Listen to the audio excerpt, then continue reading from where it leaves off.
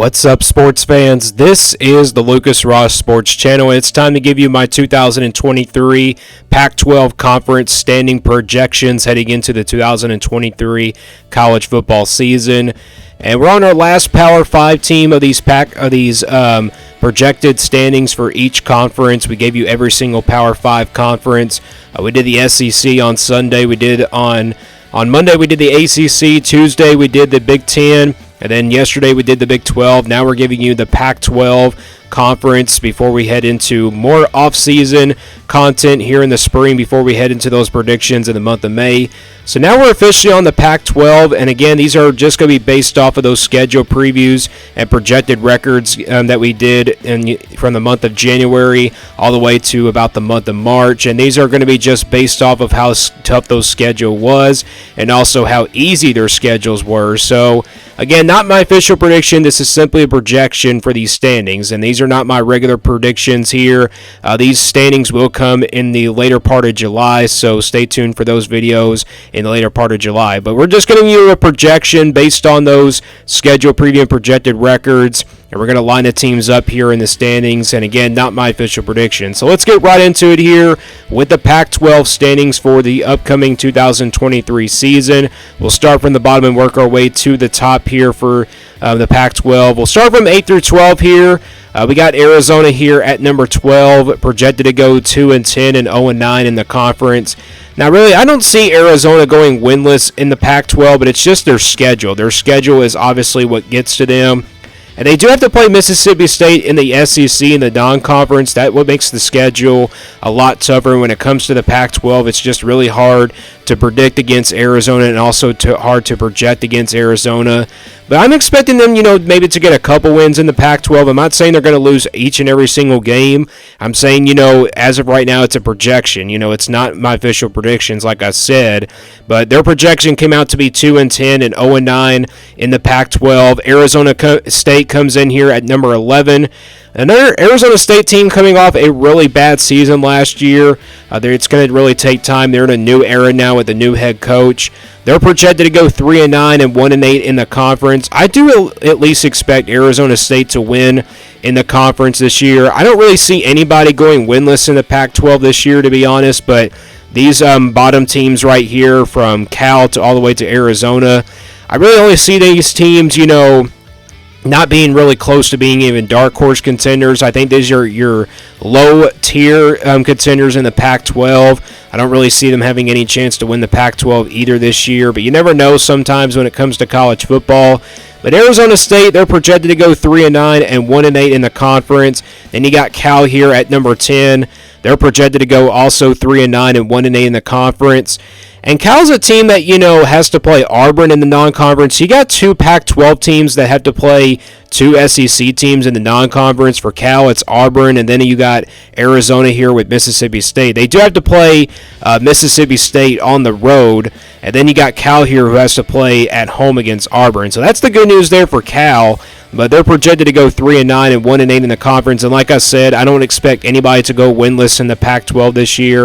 I think they can at least probably get one win in the Pac-12 at least. That's the best thing about this. That's going to be the best thing about that team this year. Stanford comes in here at number 9. They're in a rebuild mode. I have them here projected to go 4-8 and 2-7 in the conference. I only see Stanford winning at least a couple or maybe 3 games in the Pac-12. I really don't see this team, getting back to where they need to be in their first year with their first-year head coach. I think it's going to take maybe more than a couple years for Stanford to get back to where they once be in the Pac-12. Like, they used to be that top team in the Pac-12 as well. But Stanford is a team that just has a lot of question marks.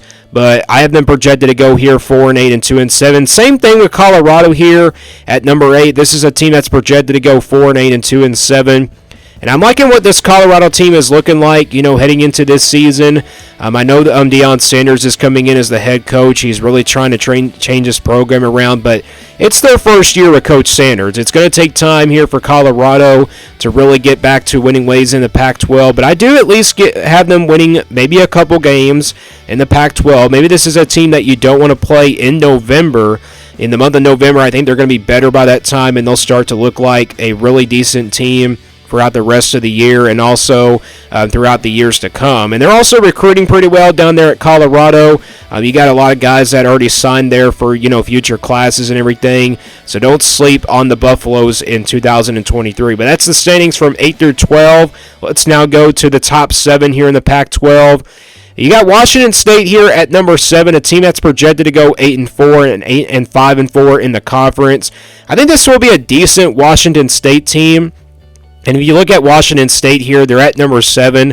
I expect them to be that dark horse contender in the Pac-12 because really when it comes to Pac-12, this conference is definitely wide open. Anybody can win the Pac-12, and obviously a lot of upsets happen in the Pac-12, but Washington State, they do have a really easy schedule. They don't play Oregon State, or actually they don't play USC on the schedule, which is the best thing. They do have to play Wisconsin in the non-conference, but they get that game at home. So Washington State, I kind of expect them to be that, mid-tier team in the Pac-12 and also perhaps that dark horse contender that you don't want to sleep on. And yes, they're projected to go 8-4 and 5-4 in the conference, and their schedule really sets up nicely for them to have a good season. UCLA at number 6. This is a team that's projected to go 9-3 and 6-3 in the Pac-12. Same thing with Utah here at number 5. UCLA is going to be a team that, doesn't want to sleep on as well in the Pac-12. And if you look at all 6 of these teams are battling for that Pac-12 championship spot. But we'll talk about UCLA first. They do return their starting quarterback, and this should be a really decent UCLA team. I don't expect them to get to the Pac-12 championship, but you never know. The Bruins could really surprise some people this year and make that Pac-12 championship. And they were projected to go 9-3 and 6-3 in the conference. Utah at number 5 here. They're projected also to go 9-3 and 6-3 in the conference. Cam Rising coming back at quarterback is really huge for this Utah team, a veteran, experienced quarterback. I thought he would kind of enter the transfer portal, or at least go to the NFL draft perhaps, but no, Cam Rising is coming back for this Utah team. And this is a Utah team that's coming off, that Pac-12 championship last year. They're projected, maybe to win it all once again this year. But as of right now, they are tied here for maybe the number 4 spot behind Washington. But this Utah team is going to be pretty good this year. I expect them to be, that Pac-12 championship contender as well, or maybe even a dark horse contender. But really, it's hard to tell what Utah is going to look like being a dark horse or a Pac-12 contender because they just won it all last year and they won it the year before. So they've won the Pac-12 championship now for the last 2 years. Will they make it 3 in a row? Will it be a three-peat for this Utah team? But they're projected to go 9-3 and 6-3 in the conference. Washington comes in here at number 4, a team that's projected to go 9-3 and 7-2 in the conference. A Washington team that's really got a lot of hype coming into this year's Pac-12 season. This is a team with a lot of production coming back. I mean, you don't want to sleep on this Washington team. This is probably the team that returns the most production in the Pac-12 conference. Washington's got their starting quarterback coming back as well.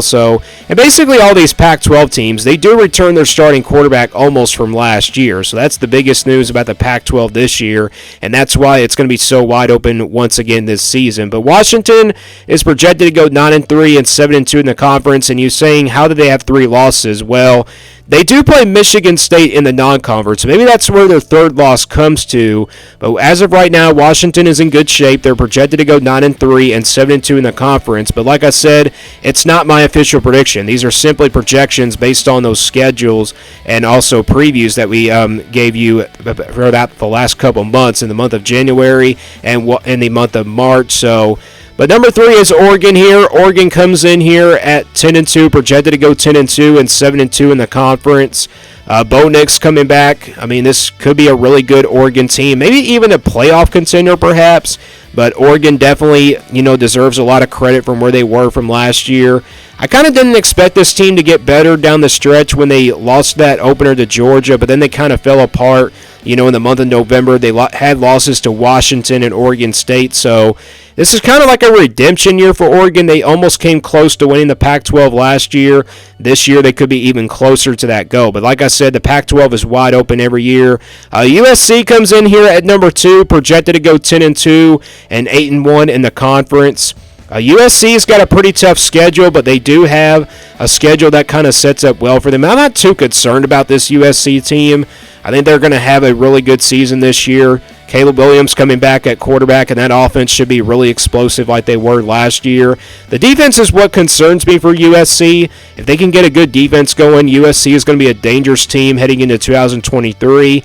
But this USC team, and you're probably thinking, how do they have 2 losses in the regular season as well? But they do have a non-conference game against Notre Dame in the month of November, so that's how their schedule kind of played out. With that game against Notre Dame on the road, that could be their second loss. So USC could probably miss out on the playoff once again this year, and possibly the Pac-12 championship, but they could make it for straight year in a row. And this is kind of like a redemption year for USC after losing their last 2 games, in the postseason, of course, to Utah first, and then of course to Tulane in the New Year's Six Bowl as well. So USC, a team that I'm not too concerned about. We'll see what they look like in 2023. And then Oregon State here as the number 1 team here, projected to go 11-1 and 8-1 in the conference. Now, it's no possibility that Oregon State will go 11-1. I'm just saying that their schedule really sets up nicely for them to have a really good season. They get most of their hard games at home, but basically they do have to play Oregon on the road. That will be the toughest one there for them. So Oregon State, definitely, their schedule sets up nicely, and that's how their projection came out to be 11-1 and 8-1 in the conference. But really, I don't see this team going to that record. I think this will definitely change by the time we do those predictions in the month of May. And these standings definitely will change by the time we do those predictions in the month of May as well. So Oregon State, I don't see this team going 11-1, but their projection just came out to be 11-1. DJ Ogilvy is coming in from Clemson. If he stays consistent, and if the offense stays consistent and the defense starts to help them out, Oregon State could be a very dangerous team in 2023, especially in the Pac-12, and maybe be a playoff contender, but I'm not calling them a playoff contender right now. And obviously, I don't see anybody going undefeated in the Pac-12 this year. The only conference, I see teams going undefeated is definitely the SEC and not any other conference as well.